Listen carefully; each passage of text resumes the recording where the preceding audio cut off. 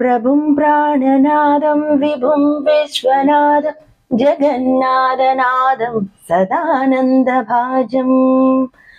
भवद्भव्यभूतेश्वरं भूतनादं शिवं शङ्करं शम्भुमे सानमेळे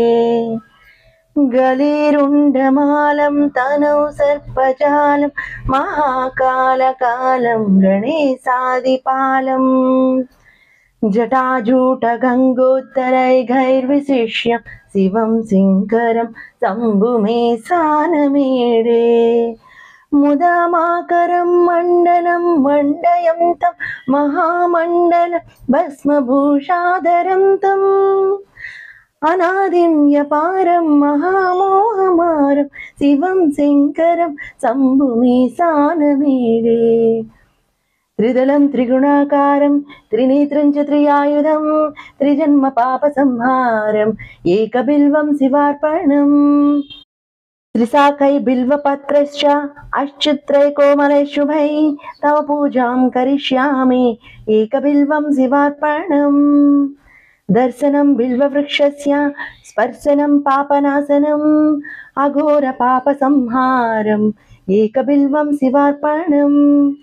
सालग्रामेषु विप्रेषु तडाके वनकूपयो यज्ञकोटिसहस्राणाम् एकबिल्वं शिवार्पणम् दन्तिकोटिसहस्रेषु अश्वमेधशतकृतौ कोटिकन्या प्रदानेन एकबिल्वं शिवार्पणम् एकं च बिल्वपत्रं च कोटियज्ञफलं लभेत् महादेवस्य पूजार्थम् एकबिल्वं शिवार्पणम् काशीक्षेत्रनिवासं च कालभैरवदर्शनं गयाप्रयागमे दृश्य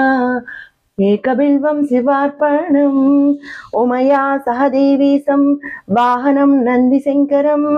मुच्यते सर्वपापेभ्यो एकबिल्वं शिवार्पणम् बिल्वाष्टकमिदं पुण्यं यः पठेत् शिवसन्निधौ शिवलोकमवाप्नोति